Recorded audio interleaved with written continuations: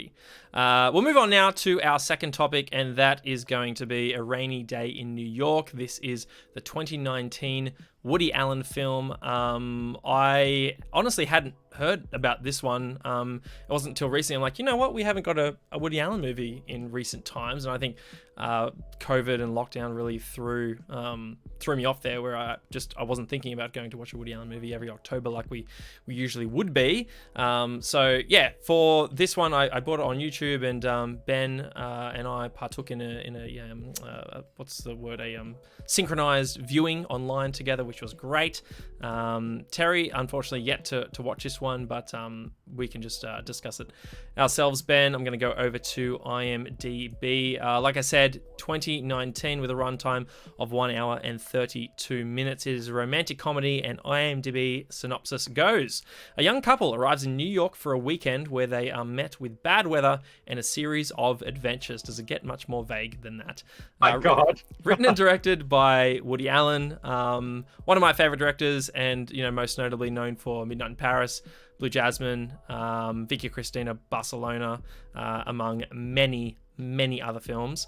It stars in the leading role Timothée Chalamet as Gatsby. Timothy we know most notably from, Call Me By Your Name, which we starred in a few years ago alongside Armie Hammer. We also have Elle Fanning as Ashley. We know her from Super 8 and most recently, most notably, Maleficent as well. We also have some other very notable actors in Selena Gomez. Well, actors, singer in Selena's case. Jude Law, Diego Luna, who Star Wars, love him in Rogue One, and Liev Schreiber as well. The IMDb rating sits at 6.5. It has a Metascore of 38. Oh no! And Rotten Tomatoes. Take a guess, gentlemen. Where's this one going to land on the tomato meter for you? Do the critics still love? They do not.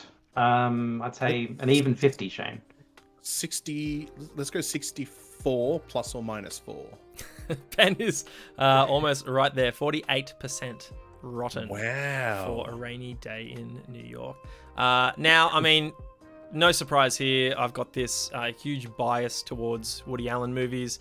I count Midnight in Paris, Vicky Cristina, Blue Jasmine, countless others as some of the most enjoyable films I've watched in recent years. Irrational Man, Cafe Society. Oh my goodness, so many. But Ben, I'm keen to go to you. We've often described Woody Allen movies as just a pleasant day/night at the cinemas. Does A Rainy Day in New York deliver in that sense, or are you more aligned with these critics? As soon as the movie started, I slipped straight back into the blissful coma of ignorance that you need to get into to love a good Woody Allen movie. This was exactly that again. It's like the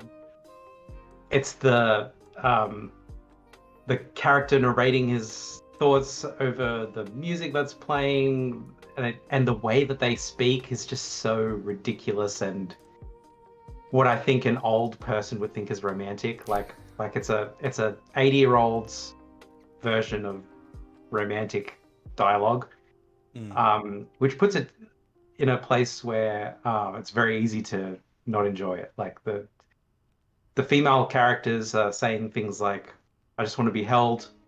I just want to be kissed by a man," that kind of thing. And then you kind of like roll your eyes and you go, not to, like that. You can't make movies like this today, but I don't know. Woody Allen does. And I quite liked it, actually. I had some criticisms, but really it was just it's a very short movie, and it felt like that. It felt just like I'm going in, I'm going along at a fast clop. It's not promising me the world. It doesn't give me the world. That's fine, because it's a great little rom-com, and I laughed when I was supposed to laugh. I don't think I was supposed to cry, so I didn't. I obeyed, and otherwise I just had a really fun time with the acting. Like it was like a weird movie where I know that these guys are actors acting. I'm not really in there. I'm not really watching Liev Schreiber's character emote something. I'm watching Liev Schreiber play a role, and I liked it. I don't know. I don't. It's hard to explain. Some of the tropes I didn't really notice. I didn't notice the classic single camera in the room slowly swinging back and forth between two characters having a conversation. I don't think I noticed that. Did you notice that, Shane? Did that happen? I did. It happened a couple of times. Yeah. Did it happen in the... Oh, you know what? It would have happened in Selena Gomez's character's apartment when they go in there and he's playing the piano or whatever. Yep. Just before he starts playing. That was kind of cool. What else did I think? I thought it was... I always am thinking this when I watch Woody Allen movies. Every character in a Woody Allen movie is like insanely rich and insanely successful, except for you know what? Except for the Blue Jasmine.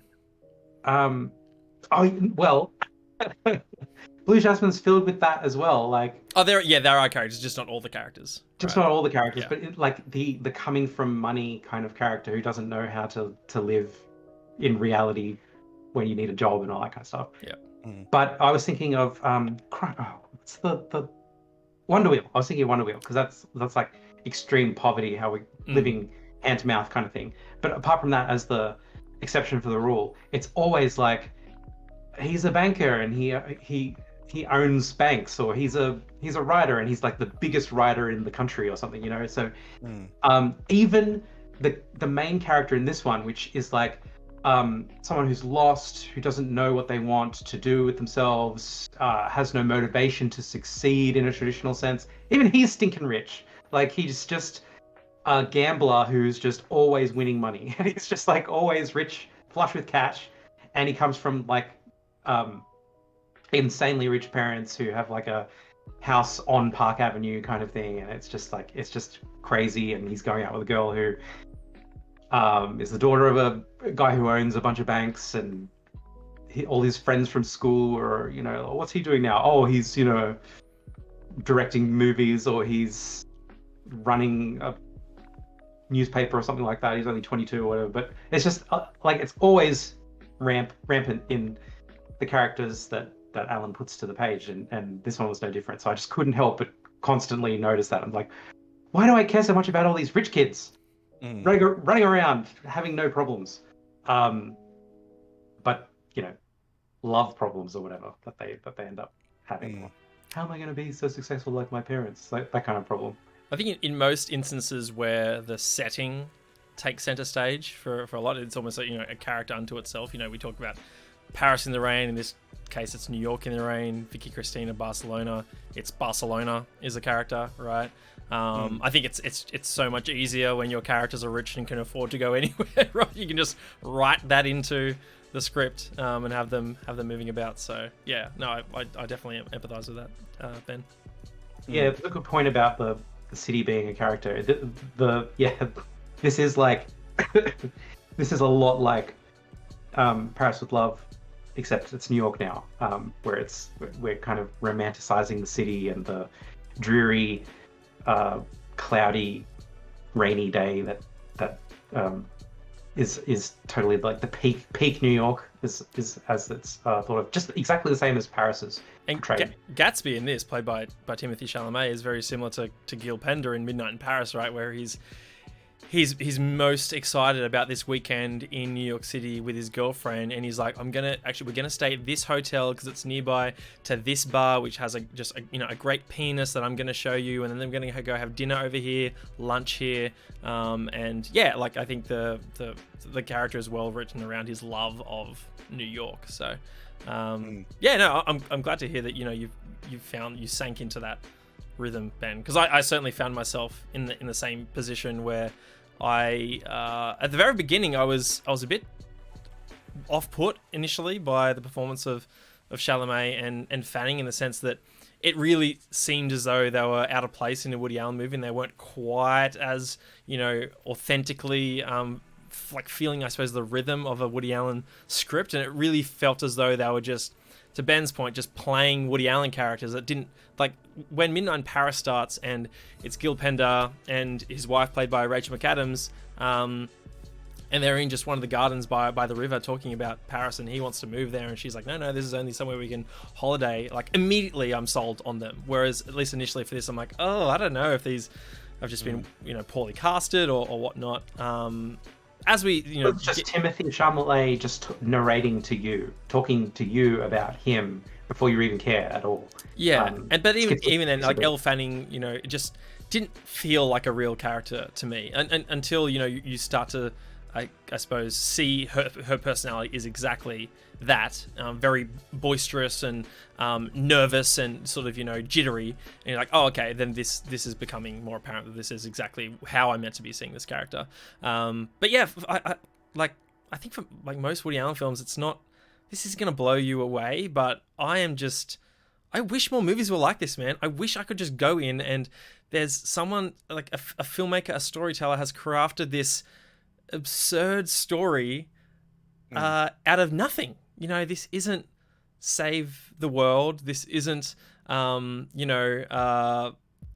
just high drama. It's just these characters find themselves in ridiculous scenarios, and they're just so well written to the point that no matter how mundane the situation might appear, it's at the very minimum pleasant and enjoyable every step of the way. Like, it's absurd to me that by the end of this film we find ourselves in a scene whereby a character, much like Birdman, honestly, where a character is like naked under a trench coat in the rain and can't get back into the building, and it's just like, hang on, what movie are we watching right now? Like, how is this even a thing that's happening? Like, a second ago it was just like a standard romantic comedy, but now this is happening. It's just, I love the twists and turns that Woody Allen movies can take, and the writing is there were some parts that were some of the laziest writing I've seen in an Allen film. I think I point out to you one particular moment, Ben. I won't get into exactly how it comes about because it's not, it's very interesting, I suppose, just to describe it. But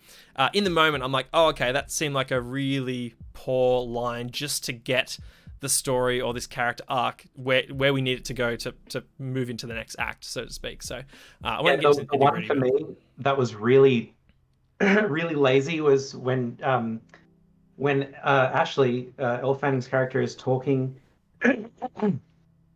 Oh gosh, what did she say? She said something about when she gets the hiccups, when she's like super nervous or something like that, and she's like, I never get the hiccups unless I'm super nervous like this, and then she just says like, or if I'm sexually juxtaposed, and I'm like, what? Like, she's not open. Like, that's not just something you just say to an acquaintance. She's saying that to an acquaintance, like. But doesn't that deliver with humor later though? Yeah, it's the setup to a joke that's going to happen like 40 minutes later when she's like propositioned by two guys and she just hiccups in front of one of them, and you're like, I get it, or something like that.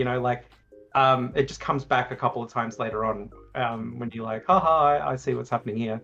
It's exactly the same as this other thing where it's like almost 5 minutes of runtime, but it's kind of just burned as a joke, just for a joke purpose, where Chalamet's character visits his brother, and his brother just says like, I can't stand my fiance, I can't get married to her because of her laugh. And that's just all a build up to hear her ridiculous laugh at the end of the scene. And it doesn't really, that opens a plot, not a hole, but another arc if you wanted to go down it and you had a longer runtime to like tie it off somewhere at the end. But we don't come back to it again. Like, does he get married to her? Does he not? Does he decide what he wants to do or not? Like, we just never have another conversation with the brother again. It's just at a party later, you just hear her laugh again and you go, she's still got a crazy laugh. Yeah, in that sense, and the other sense, that there are some, lazy writing abound. But there's also some really heartfelt writing that I really liked, like the conversation with his mother. There's like, throughout the movie, there's these beats where I really don't want to see my mother while I'm here. Don't tell her or anybody that knows her that I'm here for the weekend. Oh crap, I don't want to run into my aunt and uncle because they'll tell her, and then I'll have to show up and make an appearance, and then eventually, like, it eventuates to like there's all this animosity around like, oh, my mother's so overbearing and foreboding, and it's horror. Like I just hate being around her. She puts me down and whatever. And then like that ties off as a nice little arc that comes back around, and they have like a really cool scene together, which I really loved. Like this ball comes out totally out of left field, which I was like, whoa, I didn't expect that at all. And it was like a breath of fresh air to the movie that was kind of deflating otherwise at that moment in the runtime. And I was just like, that was the perfect, like that scene stole the movie for me. That was like the best scene. And that's what I love in Woody Allen flicks. Just like you said, Shane, like nobody's saving the world. No one's disarming a bomb. No one's coming to some drastic realization about the arc of their life. They're just existing. They're just there, and they're having a real moment with someone that's really dear to them. And that's all that scene was. And I was like, that was perfect. That's exactly what I want. It's most Woody Allen films, right? Where it's like this is a weekend in New York. Vicky Cristina Barcelona is, I think, like a season or a couple of months in Barcelona. Midnight in Paris is like, a holiday in Paris for a moment. I can't pick any movies that of his that are really expanded over a long duration. But yeah, it's just this brief glimpse into a character's life, and this interesting chapter that's unfolding. Just this one chapter in their life that's currently unfolding before our eyes right now, and it's not particularly mind blowing, but it's just so enjoyable almost every step of the way. And look, I don't think this is going to be one that sort of sticks with me as like, oh yeah, this is one that I'm going to rattle off as one of his best. But there was still so much to enjoy in this one that I can't not recommend it. Like I won't ever not recommend this movie to anyone. Like and that might sound like, really cheap praise. It's like, oh wow, Shane, the glowing recommendation that you're not gonna, shun anyone away from this movie. It's like, don't not watch it. But I think that's kind of what I enjoy Woody Allen movies for. Like they're just a good reminder that I don't need a film to change cinematic history to be enjoyable or to push the boundaries of what storytelling can be. It's just like these are timeless in my mind. Whereas anyone pushing or wanting to evolve the film medium in some way, like they might, I don't know, they almost like they take their eye off the prize sometimes. It's like it's not about that. It's like, I'm just here for a good story, man. I'm here to enjoy this next 90 minutes of my life, and I can't for the life of me, there's only a handful of other writer-directors that haven't disappointed me, honestly. So I think that's kind of how I would wrap up my thoughts about this film and Woody Allen in general. Is just like, I'm rarely disappointed with an Allen movie. Rarely. So. Can you imagine having like a dinner with Woody Allen? Like just a sit-down 3-hour conversation with the guy? Oh, be careful, Ben. We'd end up in one of his movies. I was just going to say, like, a couple of things that you've mentioned have kind of been thought-provoking for me, not from about the content. I do want to watch the movie. I'm sorry that I didn't get to it today. That's right. But this idea of two things kind of came to mind. This idea of a season, a short stint, like you a 48-hour window, a 72-hour window into someone's life. Being the scope of a Woody Allen movie. Usually the movie that you guys love, the trilogy that has Ethan Hawke in it, the Before trilogy. Dawn, the Before trilogy, like those are 3 movies that have 3 distinct seasons for these people's relationship, and they're distinctly different and enjoyable for different reasons, but linked. There's this common thread of this relationship between these 2 people. Do you think Woody Allen could potentially flesh out some of his films, not necessarily in sequels, but maybe in like a Downton Abbey style TV show, like not to create something that Ben loathes, but like to be able to follow characters that he creates that are interesting, that do have these seasonal arcs, and just have like a snapshot of like his summer for this person, and 6 months later you get like a winter, and then 6 months later you get like a spring. Like, do you think that would be something that maybe he could turn his hand to, or that you'd like to see him turn his hand to? What I'd really love to see is tiny little hints that tie all of the movies together in one universe. I was about to say a Woody Allen cinematic universe. Yeah, that's so funny. Like, I like that a lot. name dropping other characters like you know, my cousin so and so just had to go in, came back from Paris, and it's like it could be you know, from this movie, or like props from other movies just appearing on bookshelves, things like that. And yeah, that would be so cool if he started to weave that thread. Literary references that are made. He's got a career that's so long that characters could be descendants of other characters that end up together in movies, you know, like these guys in this movie could, except for the ones that you like visited their parents, like Timothy Chalamet, you see his parents in this movie, but so that's you can't go over that bridge. But you could go to like Elle Fanning's character or Selena Gomez's character and go to her parents and realize that they were the characters from, you know, this previous Woody Allen movie that ended up together or whatever. And I've gone all blurry. I'm back.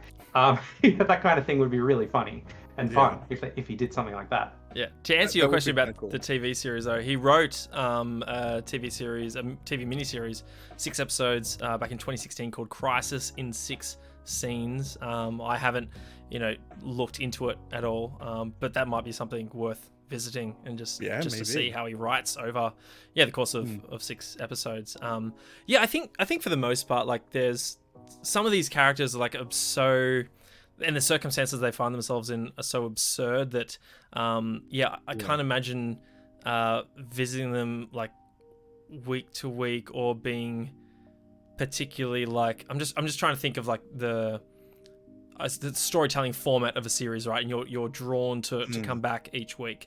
I would come back each week, but I don't think any Woody Allen TV episode is ending on a cliffhanger or, you know, like a soap drama sort of way to bring me back or to lure me back for the next one.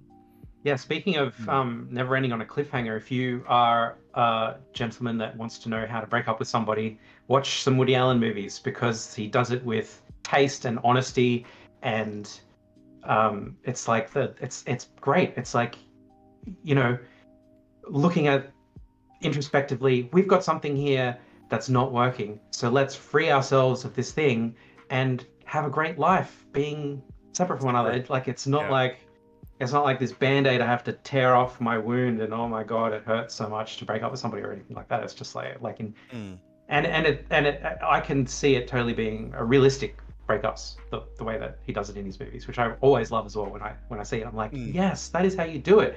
You be honest and forthright and forthcoming. You wish everybody all the best, and you head off in your own separate directions. As long as there's functionality is important in that circumstance. You don't tend to get breakups like that in real life when there is dysfunction in the relationship. They tend to be cataclysmic events. I had one other question. That idea of films that aren't trying to push the envelope in regards to the form or with regards to visual effects or the stakes of the plot. Like, this is the opposite movie to Armageddon. Yeah, exactly. Armageddon is like, we have 13 days to save the planet, and this one is like, we're in New York for 2 days. Yeah. And I've lost my girlfriend. Oh no. Which makes me think of like our hatred of synopses. Even though the synopsis for this movie was very vague, it seems like it's kind of captured what it's about. It's just like a couple of people in New York for a couple of days. The thought that I had, and I do have one other question. How did Selena Gomez go? Because I assume she's a good singer. I don't really know any of her songs. She's very pretty, but like, to be fair, I think she was an actress before. Like, I think I wrongly,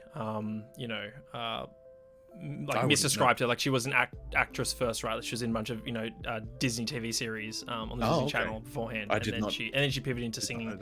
But I don't think you could ever describe her as being known as a serious actor. Let's say that. Right, and did this film showcase her skill set in a positive, neutral, or negative light? There was a scene that she was introduced in that confused me more than her presence. Like, I didn't even know it was Selena Gomez until way later.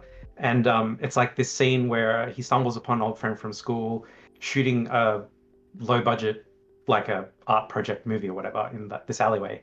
And the friend is like, you should be an extra in my movie. And he's like, oh, no, I'm not an actor. I love that too. How Timothy Chalamet's like, I am not an actor, believe me. I'm not. Don't even think about it. And he's like, no, you don't even have to act. It'll be fine. You just like, you're just there. You just kind of. He said, just get out of the car and let her out of the car or something like that. And he's like, oh, okay, I can do that. And then he gets in the car. Selena Gomez is there, and he's like, oh, hey, how's it going? They know each other because they're all from the same school or whatever. They're now they've graduated, but it doesn't matter. And then he's like, okay, so you two kiss, and then she gets out of the car. And it's like, the whole scene is just completely changed. And I'm just like, what are you talking about? Now he's got to act, and he's got to like kiss this girl goodbye. And it's just like, I don't know I've got a girlfriend, I don't know what to do. And it's like this whole thing now, like Shane said before, it's now this ridiculous situation that Alan has just thrown his character into, where all of a sudden he just has to deal with this thing. And hilarious scene, but I was more confused about that. I was like, what kind of friend does this to somebody? and what were they going to do? Yeah. Until like Shyamalan just walked into frame and said like, oh, hey buddy, I can be in this scene. Like, what was she going to do otherwise? I guess she was just going to get out of the car and it was going to be uneventful, but... It's like, hey, can you just hold this for me? It's like, okay, I need you to stand here for an hour. Don't drop it and don't move a muscle. It's worth $10,000. It's just like, well, hang on a second. Yeah, the stakes immediately come down. But to answer your question, Terry, Selena Gomez acting capability, I haven't seen her in anything else. I thought she was adequate and. The only reason I ask is because of The Dead. Oh, of course, The Dead Don't Die. Yeah, that's right. Yeah. I mean, her character is like, I think Alan wrote a character that she could capably bring to life. She's obviously not the most talented, experienced actress going around, but she fits the role well. Very sarcastic character and quippy also. That played well off Shyamalan. I'll say that much as well. So any scene that they were in together, I was thoroughly enjoying. Yeah, it's not like she was dragging this film down in any capacity. Nice, because the only reason I ask is when you have these like almost household names. Like I know the name Selena Gomez because of the vast number of stand-up comedians and like live show interviews and things that I've seen that she's mentioned or is in. I'm like, she's in a movie. I'm like, oh, she's in The Dead Don't Die, and she's okay in that. Like, I'd say she's perfectly fine in that. But I can't help but be interested when you get actors or celebrities that are like that in a film. It's a curiosity to see how they go. I do love when you can immediately tell that 2-3 years ago, 2018, 2019, Selena spoke to her agent, says, get me serious acting gigs. Yeah. It's just like, he comes back with The Dead Don't Die. It's like, okay, you're going to be in a film with Adam Driver and Bill Murray, and here's also a Woody Allen movie. It's like, pay Good that job. Pay that agent that agent or something. Has done well. Yeah, he's earning his 10%. That's for sure. That's it. Yeah. But she does really well. In the role that was written for her. There were so many great moments. Great written moments that I was cacking myself in this one as well. Like, I don't want to shortchange this film. As I mentioned it's not going to be one of those Alan flicks that I'm immediately going to mention and rattle off when I list my favorites. But like I said, like, I can't not recommend this movie. In fact, I would definitely encourage you to go check it out, Terry, because I do want to hear your thoughts on this one as well. I will. I'll watch it and I'll share my thoughts briefly, maybe at the start of the next episode or something like that. Just as a bit of a recap. I have to say, I was torturing myself throughout this one, trying to remember where I know Elle Fanning from. I was like, I know this girl. I can see her face in so many places. What is it? And it was actually from Galveston, this movie I saw like a couple of years ago with Ben Foster in it. That she's Dakota Fanning's younger sister. The blonde girl. Yeah. Nice. Yeah. And I was in a lot of pain throughout this film trying to place her face. Trying to place her. Like, where I know this face. Where do I know it from? And I know this girl. Where is it? I was also very confused with the naming of the character of Gatsby as Like, why would you use Gatsby? It's like such a weird name for this character. But I guess the thing that I always go with the Great Gatsby with is like, he is new money, and it's like, that is this kid. He's just flush with cash and he just wants to spend it. He is new money through and through. So Gatsby is a perfectly fitting name for him. So I actually quite liked it after being confused why he has such a recognizable name for a character that. Yeah. Anyway, that is A Rainy Day in New York. It is Woody Allen's 2019 film. I don't believe it's on any streaming services. I just nabbed it on, was it YouTube Movies, Films? Yeah, I don't know Google what it is. Movies, Google YouTube Movies, That's whichever it is. Yeah. If you like quirky films, I think you can do much worse than this one.